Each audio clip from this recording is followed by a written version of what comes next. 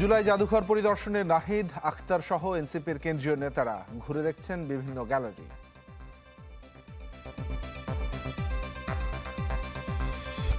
প্রধানমন্ত্রীর সফরের জন্য প্রস্তুত বন্দর নগরী, বন্যায় ক্ষতিগ্রস্তদের সহায়তা সহ রয়েছে একাধিক কর্মসূচি। পারিবারিক কলহে ৬ মাসে ৩ শতাধিক নারীকে হত্যা, বিচারহীনতার সংস্কৃতিকে দুষলেন বিশেষজ্ঞরা। বগুড়া নওগাঁ মহাসড়কে ৮ মাসে ৩১ প্রাণহানি, আগামী মাসে চালু হচ্ছে হাইওয়ে অ্যাম্বুলেন্স সেবা।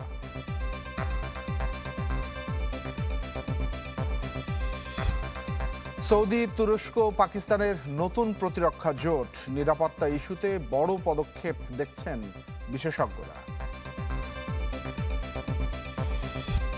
নিরাপত্তা পেলে বিচারের মুখোমুখি হতে প্রস্তুত সাকিব, স্বাভাবিক প্রক্রিয়ায় সুযোগ নেই বললেন ক্রীড়া প্রতিমন্ত্রী।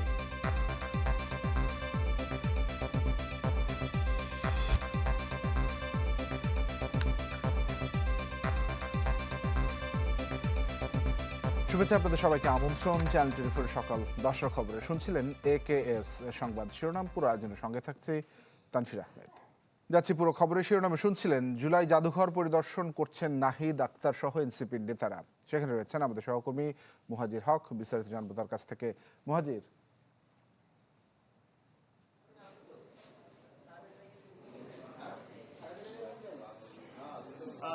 আপনি জানেন যে জুলাই জাদুঘর সেটি বহু প্রত্যাশা ছিল এবং দীর্ঘদিন ধরে একটা দাবি জানিয়ে আসছিল অনেকেই, এবং সেটি ৫ আগস্ট উদ্বোধন করা হয় এবং এর পরপরই আমরা যে ব্যাপক জনসমাগম দেখি সেটার অনেকটা রেশ আমরা গতকাল ছুটির দিনও দেখেছিলাম, এবং আজকে সেখানে এনসিপির নেতারা এটা পরিদর্শন করতে এসেছেন ঠিক সকাল ৯টায়। আপনি জানেন যে এটা সাধারণত ১১টার দিকে সবার জন্য চালু করা হয়, তবে আজকে সেই শুরু হওয়ার আগেই এনসিপি নেতারা সকাল ৯টায় এটা পরিদর্শন করতে আসেন এবং সেখানে এনসিপি নেতারা জুলাই জাদুঘরের ভেতরে যে সমস্ত নিদর্শনগুলো রয়েছে সেগুলো দেখছেন, সেগুলো তারা আসলে ঘুরে ঘুরে দেখছেন। আমরা দেখতে পাচ্ছি যে এখানে যিনি দায়িত্বে রয়েছেন জাদুঘরের, যিনি পরিচালক, তারা সহ এনসিপি নেতারা তারা আসলে দেখছেন ঘুরে ঘুরে। আপনি জানেন যে এই জুলাই জাদুঘরে সেই শুধু জুলাইয়ের স্মৃতিচিহ্নই না, এখানে বিগত গেল ১৬-১৭ বছরের যে দমনপীড়ন ছিল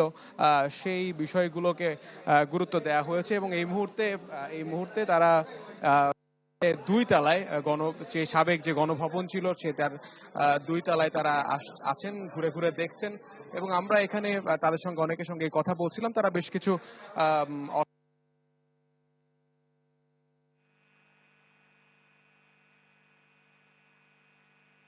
সহকর্মী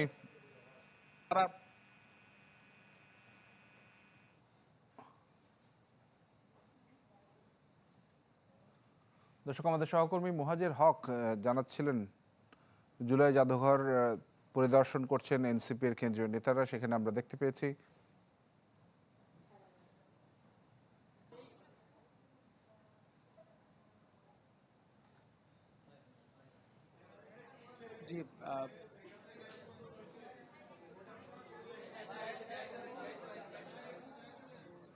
দর্শক, আমরা দেখতে পাচ্ছি আমাদের সহকর্মী মুহাজির হক এর মাধ্যমে আমরা এই মুহূর্তে দেখতে পাচ্ছি জুলাই স্মৃতি জাদুঘর উদ্বোধন করবার পর এনসিপির কেন্দ্রীয় নেতারা সেখানে গিয়েছেন আজকে পরিদর্শনে। নাহিদ ইসলামকে আমরা দেখতে পেয়েছি, আখতারকে দেখতে পেয়েছি, এবং একই সঙ্গে জুলাই জাদুঘরের যিনি দায়িত্বে রয়েছেন তিনি তাদেরকে বিভিন্ন অংশটি আসলে ঘুরে ঘুরে দেখাচ্ছেন এবং বিশ্লেষণ করছেন। এবং তারা জুলাই জাদুঘর এই ৫ আগস্টে উদ্বোধন করে দেবার পর তারেক রহমান যখন এটি উদ্বোধন করেন, তার পরবর্তীতে সেদিনই কিন্তু দুপুরের পর থেকে আসলে উৎসুক জনতার অনুরোধে এবং সবার উপস্থিতিতে আসলে এটি উন্মুক্ত করে দেওয়া হয়। যদিও পরের দিন এটি সর্বসাধারণের জন্য উন্মুক্ত করবার কথা ছিল।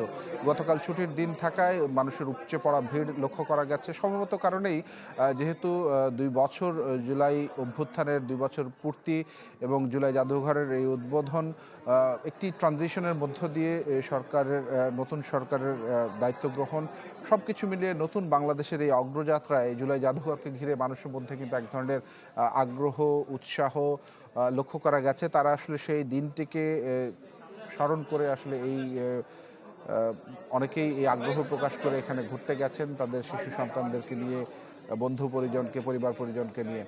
আমরা সেই সচিত্র বিষয়গুলি আসলে আপনাদের সামনে এখন তুলে ধরছি আমাদের সহকর্মী মুহাজির হকের মাধ্যমে।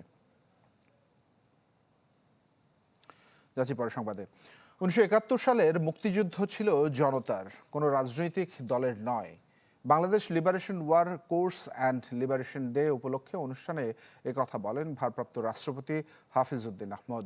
দেশ নিয়ে মুক্তিযোদ্ধাদের যে স্বপ্ন ছিল তা বাস্তবায়নে তরুণ প্রজন্মের প্রতি আহ্বান জানান ভারপ্রাপ্ত রাষ্ট্রপতি। বাংলাদেশ মুক্তিযুদ্ধ কোর্সের কমিশনিং ও ফেলোশিপ ডে উদযাপন অনুষ্ঠান, যেখানে যোগ দেন ভারপ্রাপ্ত রাষ্ট্রপতি হাফিজ উদ্দিন আহমদ। সঙ্গে ছিলেন 3 বাহিনীর প্রধান ও মুক্তিযুদ্ধ বিষয়ক মন্ত্রীসহ রণাঙ্গনের মুক্তিযোদ্ধারা। ভারপ্রাপ্ত রাষ্ট্রপতি মুক্তিযুদ্ধের সময় সেনাবাহিনীর গৌরবময় ভূমিকা তুলে ধরেন। অসামান্য অবদানের জন্য বীরদের প্রতি শ্রদ্ধা জানান। এ সময় তিনি বলেন, ইস্ট বেঙ্গল রেজিমেন্ট সেই সময় বিদ্রোহ না করলে দেশ আজও স্বাধীন হতো না। যদি 1971 সালে মার্চ মাসে ইস্ট বেঙ্গল রেজিমেন্ট এবং ইপিআর এর সদস্যরা বিদ্রোহ না করতো পাক সরকারের বিরুদ্ধে, তাহলে এই দেশে আজও পাকিস্তান থাকতো, বাংলাদেশ সৃষ্টি হতো না। বাংলাদেশ আপনারা এই দেশের সাধারণ মানুষ সৃষ্টি করেছে। ইস্ট বেঙ্গল রেজিমেন্টের 5টি ব্যাটালিয়ন 5টি ক্যান্টনমেন্টে বিদ্রোহ করে প্রতিরোধ যুদ্ধে অবতীর্ণ হয়েছে। পাক বাহিনী মোকাবেলা করেছে গ্রামে গঞ্জে শহরে বন্দরে। এ সময় হাফিজউদ্দিন আহমদ বলেন, 1971 সালের মুক্তিযুদ্ধ ছিল জনতার, কোনো রাজনৈতিক দলের নয়। রাজনৈতিক সমঝোতায় দেশ পাকিস্তানিদের হাতেই থাকতো বলে মন্তব্য করেন ভারপ্রাপ্ত রাষ্ট্রপতি। যদি আমরা বিদ্রোহ না করতাম তাহলে কিছুদিন পরে একটা পলিটিক্যাল নেগোসিয়েশন হতো, শেখ মুজিবুর রহমান প্রধানমন্ত্রী হতেন বাংলাদেশের, পাকিস্তানের, এবং আবার বিজনেস অ্যাজ ইউজুয়াল চলতো। আমরা যারা বিদ্রোহ করেছিলাম আমাদের ভাগ্যে অন্ধকার ঘনঘটা নেমে আসতো। দেশে যেন আর কোনো স্বৈরশাসক চেপে না বসে, সবার প্রতি সেই আহ্বানও ছিল ভারপ্রাপ্ত রাষ্ট্রপতির। গণতান্ত্রিক ধারা অব্যাহত রাখার প্রত্যাশাও করেন হাফিজউদ্দিন আহমদ। রাজনীতিবিদদের একটা অংশ যদি জীবন বিপন্ন করে 71-এ যুদ্ধ করত, তাহলে এই দেশে আর একদলীয় শাসন হতো না, গণতন্ত্র মর্যাদা পেত। Ashikin Prince, channel 24, Dhaka. আগামীকাল চট্টগ্রাম সফরে যাবেন প্রধানমন্ত্রী তারেক রহমান, যা ঘিরে সব প্রস্তুতি ইতিমধ্যে শেষ করেছে প্রশাসন। বাঁশখালী এবং হাটহাজারীতে বন্যায় ক্ষতিগ্রস্তদের উপহার দেবেন পুনর্বাসনের ঘর। পাশাপাশি বৈঠক করবেন বিএনপির সব ইউনিটের নেতাকর্মীদের সাথে। রনি দত্তের রিপোর্ট আর ছবি তুলেছেন নাজিম উদ্দিন। চলছে রাস্তা সংস্কারের কাজ, ব্যস্ততা আছে মঞ্চ তৈরির ঘিরে। প্রধানমন্ত্রী তারেক রহমানের চট্টগ্রাম সফরকে কেন্দ্র করে এমন কর্মযজ্ঞ বাঁশখালীর বাহারছড়া সমুদ্র সৈকত এলাকায়। কয়েক সপ্তাহ আগেও এলাকাটি ছিল বন্যা কবলিত। সেখানে সরকার প্রধানের আগমনকে ঘিরে মানুষের উচ্ছ্বাসের কমতি নেই। তাদের একজন জাহিদ আনোয়ার, যিনি সাবেক রাষ্ট্রপতি জিয়াউর রহমানকে খুব কাছ থেকে দেখেছেন, এখন অপেক্ষায় তার সন্তানকে দেখার। তার মতো অপেক্ষায় পুরো এলাকার মানুষ। ওনার বাবাকে যে সময় দেখছে, আমি ক্লাস 2য় শ্রেণীর ছাত্র, এখন ওনাকে দেখতে আসলাম আর কি, আমার মধ্যম বয়সে। আমাদের এখানে আসছে প্রধানমন্ত্রী মূলত হচ্ছে মানুষের ঘর বাড়ি গেছে গা, শ্বাসকষ্ট গুলা গেছে গা, ওগুলা পরিদর্শন করতে আসছে মনে হয়, তাতে আমি অনেক খুশি। আমরা সর্বপ্রথম ওইটাই বলবো, আমাদের বেরিবারটা যেহেতু দ্রুত করে দেয়। বাঁশখালীতে বন্যা ক্ষতিগ্রস্ত 100 পরিবারকে ঘর উপহার দেবেন সরকার প্রধান। চলছে সেগুলোর নির্মাণ কাজ। প্রধানমন্ত্রীর উপহার পেতে যাচ্ছেন, তাই খুশি সর্বস্ব হারানো পরিবারগুলো। এখন ভালো লাগার মানে প্রধানমন্ত্রী আইয়ে দিয়েন সৌভাগ্য, মানে এত বেশি খুশি লাগ। তারেক রহমান আজকে আমাদেরকে ঘর দিচ্ছে, আমরা অনেক আনন্দিত। বাঁশখালী ছাড়াও প্রধানমন্ত্রী যাবেন হাটহাজারীতে। সেখানেও বন্যায় ক্ষতিগ্রস্ত 30 পরিবারকে দেবেন নতুন ঘর। এছাড়া তিনি যাবেন ফটিকছড়িতে, যাবেন কক্সবাজারের মহেশখালীতেও। তাই সবখানে অনেকটাই শেষের দিকে প্রস্তুতি। আমরা সবগুলো ভেন্যু দেখেছি, আমাদের নিরাপত্তা পরিকল্পনা প্রস্তুত করা হয়েছে। শেষ মুহূর্তে আমরা এটা আবার ফার্দার রিভিউ করছি। তিনি যে সকল নির্দেশনা আমাদেরকে দিয়েছেন সবগুলোই আমরা প্রস্তুতি প্রায় চূড়ান্ত করে ফেলেছি এবং আমরা আশা করছি যে এটা এলাকাবাসীর মনে অনেক আশা সঞ্চার করবে এবং এটা আমাদের জন্য অনেক খুশির খবর। দিনব্যাপী সফরের শেষ দিকে চট্টগ্রামে বিএনপি সব ইউনিটের নেতাদের সাথে বৈঠক করবেন দলীয় প্রধান। তাই এই সফর ঘিরে উচ্ছ্বসিত তৃণমূল নেতাকর্মীরা। চট্টগ্রাম মাস্টার বিএনপির এক উর্বর ঘাঁটি, অতীতেও সেটা প্রমাণিত, বর্তমানেও আছে। তো আমরা প্রধানমন্ত্রীর কাছে অনেক প্রত্যাশা আছে চট্টগ্রামের জন্য। আমাদের জন্য অনেক সৌভাগ্যের বিষয়, যেহেতু উনি প্রথম কোনো উপজেলা ভিত্তিক আসাতে বাঁশখালীকে যেখানে পছন্দ করে নিয়েছেন। সরকার প্রধান হওয়ার পর প্রথমবারের মতো চট্টগ্রাম আসছেন প্রধানমন্ত্রী তারেক রহমান। সফর করবেন উত্তর দক্ষিণে। তার এই সফরকে ঘিরে এখন শেষ মুহূর্তের প্রস্তুতিতে ব্যস্ত প্রশাসন। একই সঙ্গে প্রধানমন্ত্রীকে স্বাগত জানাতে নেতাকর্মীদের মধ্যে দেখা যাচ্ছে ব্যাপক উৎসাহ উদ্দীপনা। রনি দত্ত, চ্যানেল 24, বাঁশখালী, চট্টগ্রাম। পারিবারিক কলহ থেকে বিরোধ, পরে গড়াচ্ছে হত্যাকাণ্ডে। 6 মাসে এমন ঘটনার বলি হয়েছেন 3 শতাধিক নারী। সম্প্রতি রাজধানীর দক্ষিণখান এবং কলাবাগানে হত্যাকাণ্ডের পর বাড়ছে উদ্বেগ।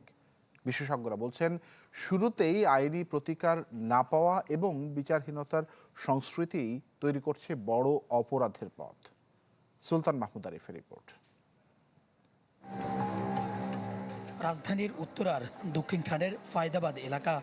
গেল 30 জুলাই ফায়দাবাদের এই বাসাতে বালিশ চাপা দিয়ে খুন করা হয় সারা রোকসানা পিনু নামে এক দন্ত চিকিৎসককে। এরপর তদন্তে নামে পুলিশ। বেরিয়ে আসতে থাকে চাঞ্চল্যকর তথ্য। জুতার ছাপসহ নানা আলামত বিশ্লেষণ করে সন্দেহের তীর তাক হয় চিকিৎসকের স্বামী সোহেলের দিকে। পুলিশের প্রাথমিক তদন্তেও উঠে আসে পারিবারিক কলহের সংশ্লিষ্টতা। নিহতের বোনের দাবি, বিবাহ বহির্ভূত সম্পর্কে বাধা দেয়াতে এই হত্যাকাণ্ড। এত খোলামেলা পরিবেশে এটি কিভাবে কাটলো এবং কিভাবে প্রবেশ করলো, এছাড়া আরও বেশ কিছু কারণ অনুসন্ধান করতে গিয়ে এই হত্যার সাথে খোদ স্বামীর সংশ্লিষ্টতা খুঁজে পান আইনশৃঙ্খলা বাহিনী। এরপরই তাকে জিজ্ঞাসাবাদের জন্য আটক করা হয়।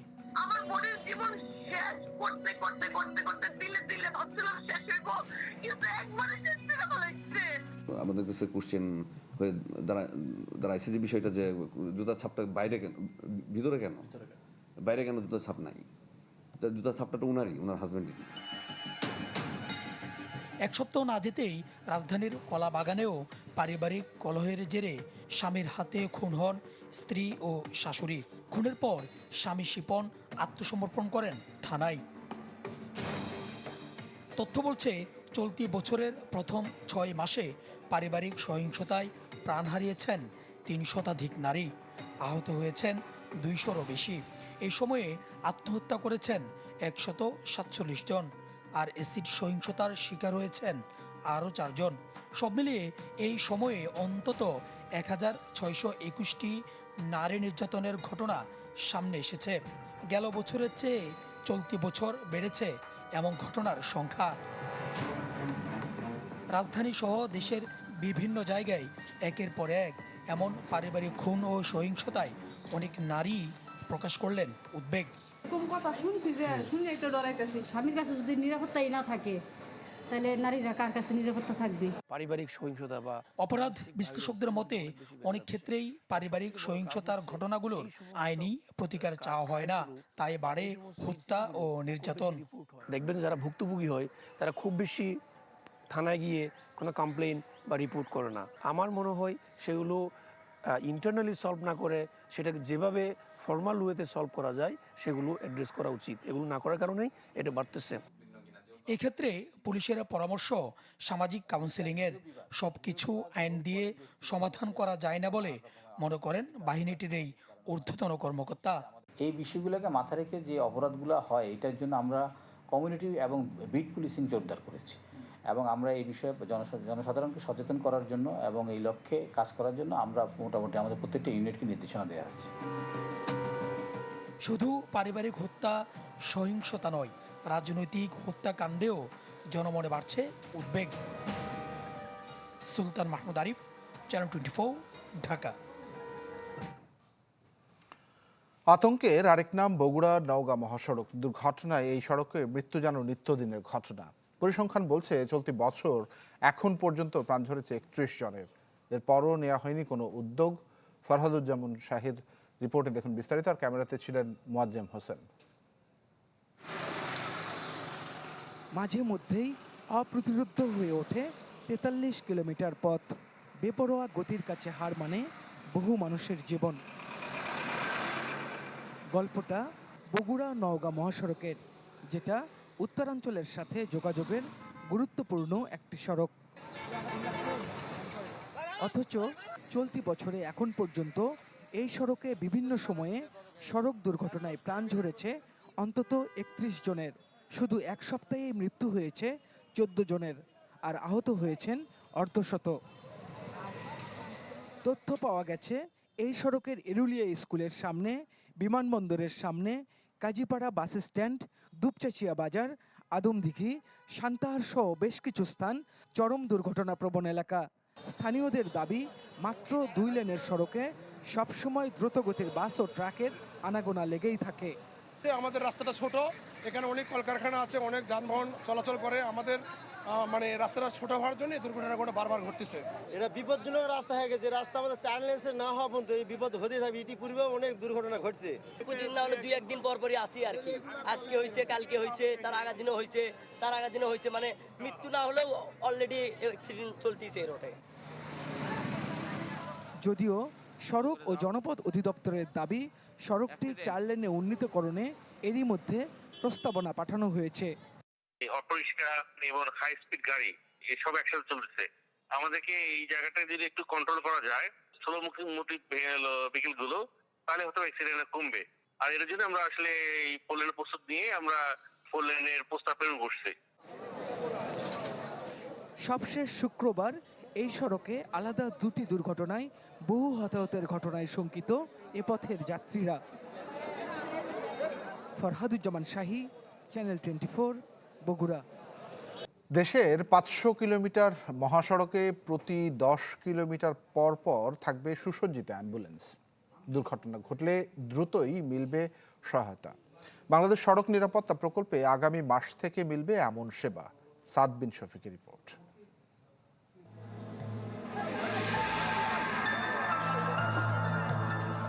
বাংলাদেশের সড়ক দুর্ঘটনায় মৃত্যুর হার বরাবরই দুশ্চিন্তার কারণ। 2023-24 সালে সরকারি হিসাব বলছে বছরে এমন দুর্ঘটনায় প্রাণ হারান প্রায় 8,000 জন, আর এসব দুর্ঘটনার প্রায় 38% হয় মহাসড়কে।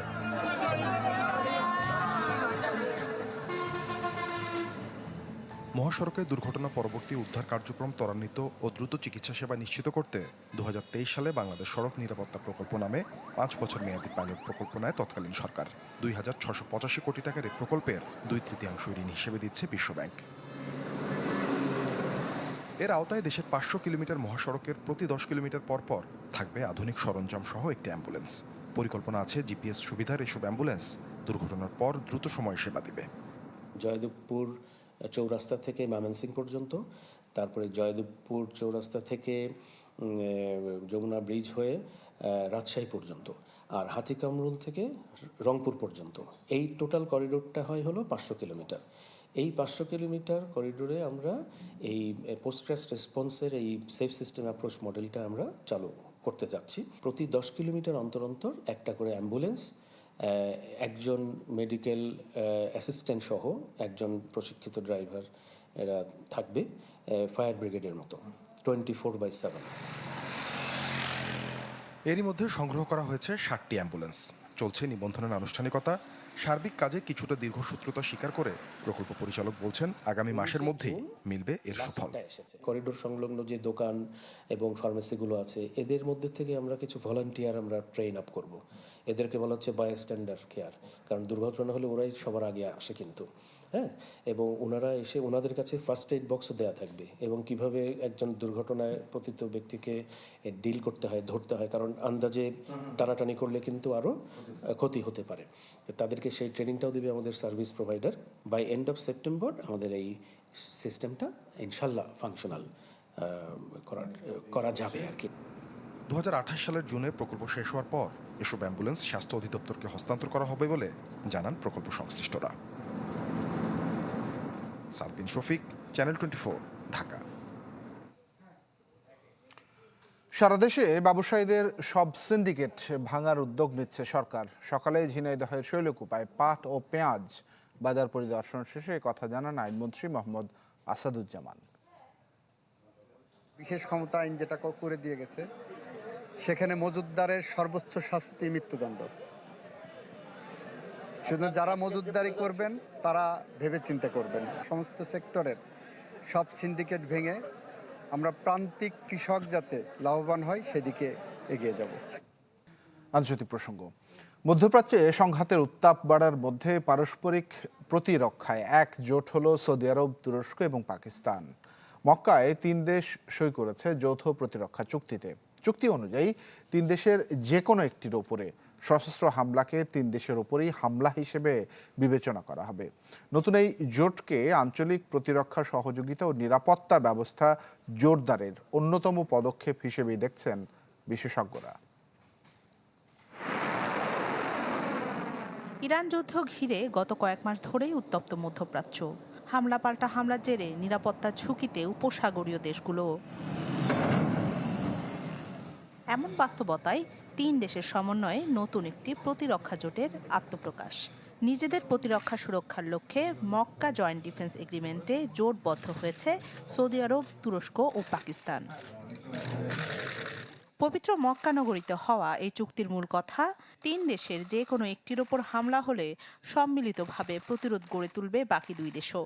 তুরস্ক জানিয়েছে এটি পুরোপুরি প্রতিরক্ষামূলক চুক্তি, কোনো নির্দিষ্ট দেশের বিরুদ্ধে নয়। তবে ভবিষ্যতে অন্য আঞ্চলিক দেশও এতে যোগ দিতে পারবে। নতুন প্রতিরক্ষা জোটের 3 সদস্য দেশের মধ্যে তুরস্কের রয়েছে নেটোর 2য় বৃহত্তম সামরিক বাহিনী, সৌদি আরব উপসাগরীয় অঞ্চলের অন্যতম শক্তিশালী দেশ এবং বিশ্বের বড় তেল রপ্তানিকারকদের একটি, আর পাকিস্তান মুসলিম বিশ্বের একমাত্র পারমাণবিক শক্তিধর দেশ। 3 দেশের সামরিক সম্পর্ক বহু পুরনো। দশকের পর দশক সৌদি বাহিনীকে প্রশিক্ষণ ও কারিগরি সহায়তা দিয়ে আসছে পাকিস্তান। তুরস্ক ও পাকিস্তানের রয়েছে যুদ্ধজাহাজ, প্রশিক্ষণ বিমান সহ বিভিন্ন প্রতিরক্ষা সহযোগিতা। তবে সৌদি আরবের সাথে তুরস্কের শীতল সম্পর্ক কেটেছে 2023 সালে আঙ্কারার কাছ থেকে ড্রোন কেনার চুক্তির মধ্য দিয়ে। আর সৌদি আরবে পাকিস্তানের প্রায় 8,000 সেনা, যুদ্ধবিমান, ড্রোন ও আকাশ প্রতিরক্ষা ব্যবস্থা মোতায়েন রয়েছে। মধ্যপ্রাচ্যে যখন সংঘাত ছড়িয়ে পড়ছে, ঠিক তখনই এই প্রতিরক্ষা জোটের আত্মপ্রকাশকে অঞ্চলটির বদলে যাওয়া নিরাপত্তা সমীকরণের বড় ইঙ্গিত হিসেবে দেখছেন বিশেষজ্ঞরা। নতুন এই জোটকে আঞ্চলিক প্রতিরক্ষা সহযোগিতা ও নিরাপত্তা ব্যবস্থা জোরদারের অন্যতম পদক্ষেপ হিসেবেও দেখছেন কেউ কেউ। অনেকে বলছেন সৌদি আরবের অর্থনৈতিক শক্তি, তুরস্কের সামরিক সক্ষমতা এবং পাকিস্তানের প্রতিরক্ষা অভিজ্ঞতা একসঙ্গে কাজে লাগালে এই জোট আঞ্চলিক নিরাপত্তায় প্রভাব ফেলবে। আর এমন উদ্যোগ যুক্তরাষ্ট্রের কাছেও অগ্রহণযোগ্য হবে না, কারণ বিশ্বজুড়ে যুক্তরাষ্ট্র সমর্থিত আরও জোট দেখতে চায় ওয়াশিংটন। রাখি জেসমিন, চ্যানেল 24। হোয়াইট হাউসের পূর্ব পাশে $40 কোটি ব্যয়ে বলরুম নির্মাণ প্রকল্পে স্থগিতাদেশ দিয়েছেন যুক্তরাষ্ট্রের ফেডারেল আপিল আদালত। আদালত জানায়, হোয়াইট হাউসে বড় স্থাপনা নির্মাণের সিদ্ধান্ত নির্বাহী বিভাগের একার নয়। এই বিষয়ে কংগ্রেসের অনুমতি প্রয়োজন। ট্রাম্প প্রশাসনের উদ্যোগে হোয়াইট হাউসের ইস্ট উইং ভেঙে প্রায় 90,000 বর্গফুটের এই বলরুম নির্মাণ শুরু হয়েছিল। তবে প্রকল্পের বৈধতা চ্যালেঞ্জ করে মামলা করে national trust for historic preservation. এদিকে রায়ের পর সামাজিক যোগাযোগ মাধ্যমে ক্ষোভ প্রকাশ করে সুপ্রিম কোর্টে আপিলের কথা জানিয়েছেন ডোনাল্ড ট্রাম্প।